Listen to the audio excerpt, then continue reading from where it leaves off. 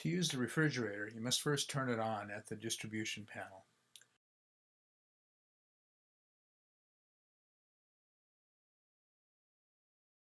When you lift the cover up, you'll notice what looks like a door spring on the right side. That's what holds the open cover up, so be careful not to bump the spring when getting something out. There are stacking baskets that will make organizing and finding items in the refrigerator much easier. Notice how the gray pieces on the end of the baskets fold out to support the one above. The temperature control is located on the right side, and it's best not to turn it all the way up.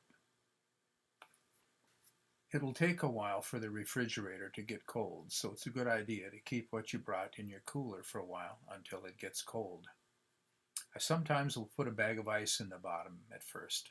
It helps speed things up and usually stays frozen, with the added benefit of ice for drinks later.